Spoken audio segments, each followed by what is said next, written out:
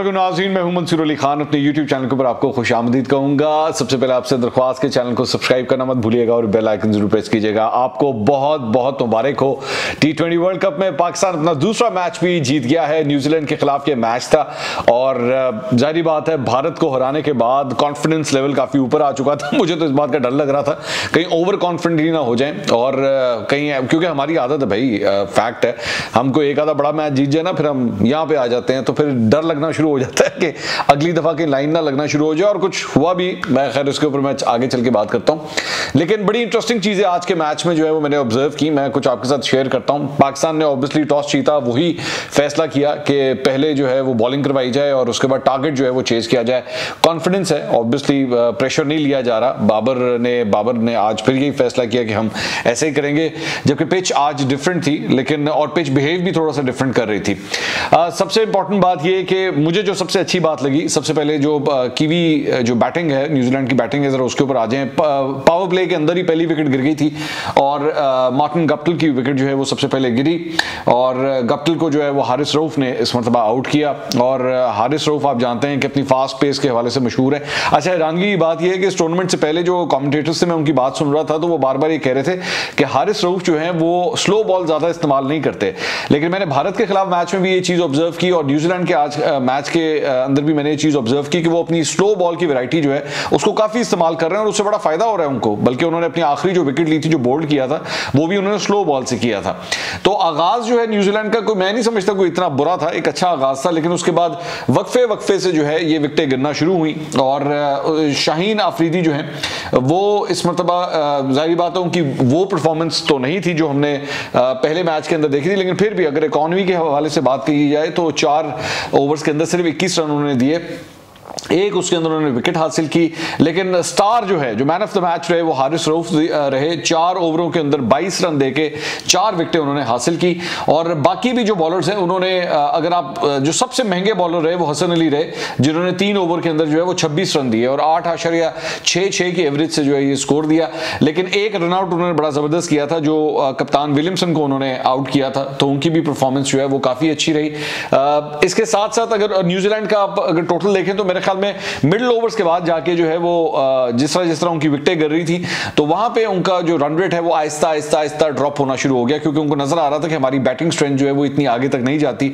और मेरा ख्याल में कम से कम 160 का टारगेट जरूर उनके जेन में होगा, लेकिन वो काफी दूर उससे, मतलब सिर्फ 134 रन ही बना सकते अपने मुकर्ररा 20 ओवरों के अंदर। सो जो भारत के खिलाफ हमारा जो टारगेट मिला था हमें, उससे कम टारगेट इस मरतबा मिला। सो लग यही रहा था कि कोई इतना मुश्किल मैच नहीं होगा, बड़े आराम से पाकिस्तान टीम जो है वो जीत जाएगी। और इस मरतबा भी आज ओपनिंग जो है वो उसी तरह ही रिजवान और बाबर ने जो है ओपनिंग की। लेकिन मुझे मैच जब पाकिस्तानी बैटिंग का आगाज हुआ तो मुझे उसी में पता नहीं क्यों लग रहा था कि बाबर जो है वो आज रिदम में नजर नहीं आ रहे होंगे। बॉल की लाइन लेंथ जो है वो उस तरह अंडरस्टैंड नहीं कर रहे। वो कोशिश कर रहे थे, ओपन अप करने की कोशिश कर रहे थे, लेकिन सही तरीके से रिदम में नहीं आ रहे थे और अल्टीमेटली वही हुआ कि वो आउट हो गए। सऊदी ने उनको जो है वो बोल्ड किया और स्लोअर बॉल थी जिसके ऊपर बोल्ड हो गए और उसको भी जो है वो बेसिकली क्रॉस खेलने की कोशिश कर रहे थे जिसपे वो बोल्ड हो गए। रिजवान अभी भी मतलब 33 रन बना के पाकिस्तानी इनिंग्स के अंदर अभी भी वो हाई स्कोरर ही थे, लेकिन जारी बात है वो वाली बात हमें फिर भी नजर नहीं आई जो भारत के खिलाफ थी। बट स्टिल ऑब्वियसली एक ओपनर होने के नाते उन्होंने अपना काम जो है सर अंजाम दे दिया।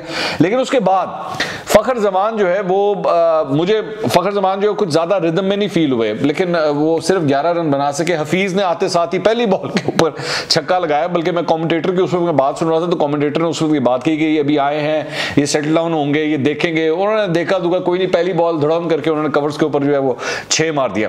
तो लेकिन ऑब्वियसली ज्यादा नहीं चल सके, सिर्फ उन्होंने 6 गेंदों का सामना किया और 11 रन बना के मोहम्मद हफीज जो है वो आउट हो गए। उसके बाद ऑब्वियसली आता है यहाँ पे हमारे जो 2 एक्सपीरियंस के पिलर्स हैं वो हैं मोहम्मद हफीज और शोएब मलिक। हफीज तो ना चल सके, लेकिन उसके बाद शोएब मलिक आए और शोएब मलिक ने जो है एक एक्सपीरियंस खिलाड़ी के नाते जो है वो बड़ा अच्छा खेलना शुरू किया। अच्छा, मैं यहाँ पे इमाद वसीम के बारे में बात करना चाहूंगा। इमाद मैं हैरान हो रहा था, बार बार ये स्विच हिट करने की कोशिश कर रहे थे, जबकि नजर आ रहा था कि उनके बल्ले के ऊपर नहीं आ रही थी, लेकिन फिर भी अल्टीमेटली उन्होंने वही कोशिश की और उसके बाद आउट भी इसी तरह ही हुए। दोबारा वो स्विच करने की उन्होंने कोशिश की, घुटना उनका थोड़ा सा आगे हुआ, पैड का जो फ्रंट ऊपर वाला नी के ऊपर का जो कवर होता है वो नीचे हुआ, वो जाके उनके बिल्कुल अपर नी के ऊपर जाके बॉल लगी। काफी पेन में मुझे नजर आ रहे थे। I hope he is well. बल्कि 2 खिलाड़ी हैं जिनको इस मैच के अंदर जो है वो चोटें लगी हैं, एक इमाद को लगी है और उसके बाद आसिफ जो बाद में आए उनको भी चोट लगी है। आई होप ये कोई ज्यादा सीरियस इंजरीज ना हो। एनीवेज, शोएब ने जनाब उसके बाद इनिंग्स जो है उसको कैरी करना शुरू किया और मेरे ख्याल में बड़ा अच्छा एंकर रोल जो है वो अदा कर रहे थे। उसके बाद आसिफ अली आते हैं और मैं कहता हूं कमाल कर दिया आसिफ ने। मतलब पाकिस्तानी टीम जो है अच्छे खासे प्रेशर के अंदर आ चुकी थी। मतलब पाकिस्तान का स्कोर जो है वो 87 फॉर 5 था, 5 विकेटें 87 के स्कोर के ऊपर गिर चुकी थी और अभी भी हमें 136 तक पहुंचने के लिए जो है वो बड़ा लंबा एक टारगेट था जहां तक हमने पहुंचना था। लेकिन इसके बावजूद कमाल वो खेले, 135 सॉरी कमाल वो खेले। आसिफ जैसी आए, उन्होंने वो जो 2 बॉलों के ऊपर 2 छक्के लगाए, उसने सारा प्रेशर जो पाकिस्तानी टीम के ऊपर आया था वो एकदम उन्होंने खत्म कर दिया। उसके बाद वो एक बॉल छोड़ने के बाद उसके बाद वो बॉल जो थी जो उनके बिल्कुल हेलमेट के ऊपर लगी और बहुत तेज बॉल थी, वो एक्चुअली डायरेक्ट नहीं लगी थी, वो उसको हुक करने की कोशिश कर रहे थे तो वो उसका जो एज था वो जाके इनकी हेलमेट के ऊपर लगा। फिर उसके बाद जो इनके जो मेडिकल स्टाफ है वहां से उन्होंने आके इसको चेक भी किया, उसके कंकशंस के लिए उन्होंने चेक किया। उससे थोड़े से इसमें बेसिकली टेस्ट के अंदर सवाल जवाब किए जाते हैं कि बंदा अपने पूरे सेंसेस में है, तो उस वक्त तो वो सेंसेस में लगे। लेकिन उसके बाद दोबारा जो है वो उसके बाद थोड़ी देर के बाद दोबारा उन्होंने 2 रन का बेसिकली कॉल थी, लेकिन आसिफ जो है वो सिर्फ 1 रन ले सके। 1 रन लेने के बाद जो है वो वापस दूसरे रन के लिए नहीं भागे और लग रहा था कुछ अनईजी है। तो उसके बाद दोबारा जो डॉक्टर है उनको दोबारा बुलाया गया, उन्होंने दोबारा आके इनका चेकअप किया, लेकिन उन्होंने कहा ठीक है मैं दोबारा खेलूंगा और फिर एक और छक्का लगाया उन्होंने आसिफ ने। तो वो आसिफ जो है मेरे ख्याल में उन्होंने वो तो लग रहा था उनको किसी किस्म को प्रेशर फील ही नहीं हो रहा कि भाई टीम जो है वो इतने प्रेशर में, सबसे ज्यादा प्रेशर में तो हम लोग आए होते हैं भाई। ये लोग तो फिर भी पता नहीं पिच के ऊपर किस तरह इतना कूल एंड काम रह लेते हैं, लेकिन हम लोग तो भाई बहुत प्रेशर में आए हुए थे। और मैं मेरे ख्याल में 15वें ओवर तक मैं यही समझा था मैच फंस गया है, ऐद की मैच फंस गया है, ये मुश्किल से निकलेगा। लेकिन मेरे ख्याल में 3 ओवरों के अंदर अंदर जो है वो ऐसा वो सारा गेम का रिदम जो है वो पलटा है कि जिसकी इंतहाई कोई नहीं।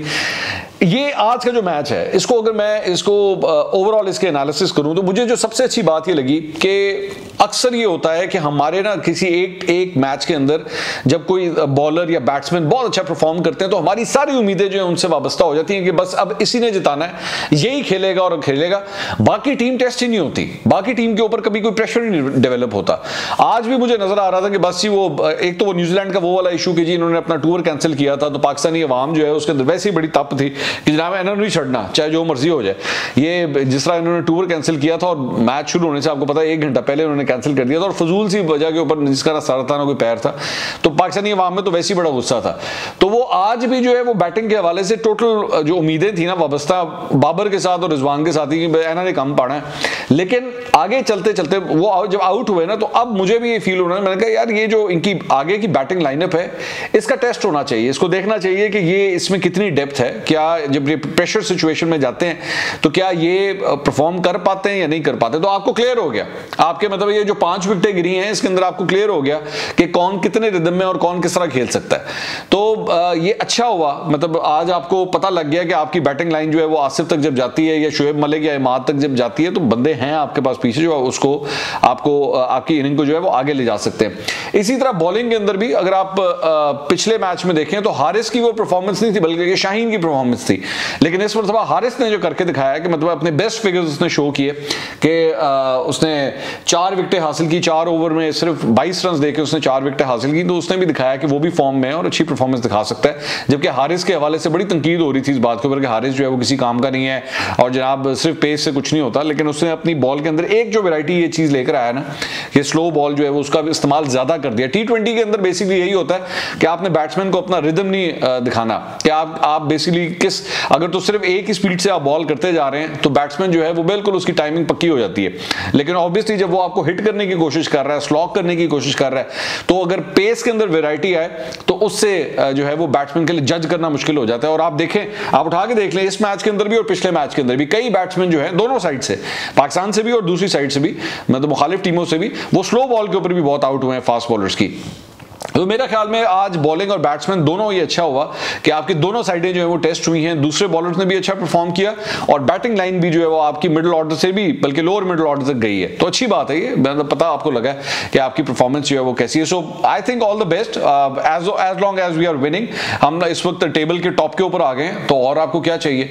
तो मेरा ख्याल में अभी तक जो रास्ता है हमारा वो बिल्कुल सही जा रहा है। अल्लाह करे ये रिदम, ये फॉर्म और ये दुआएं इसी तरह ही पाकिस्तानी टीम टीम के साथ साथ हमारी रहेंगी और इंशाल्लाह ये फाइनल तक पहुंचेंगे और फिर कप भी वापस लेकर आएंगे इंशाल्लाह ताला। अगले व्लॉग में दोबारा मुलाकात होगी। अल्लाह हाफिज।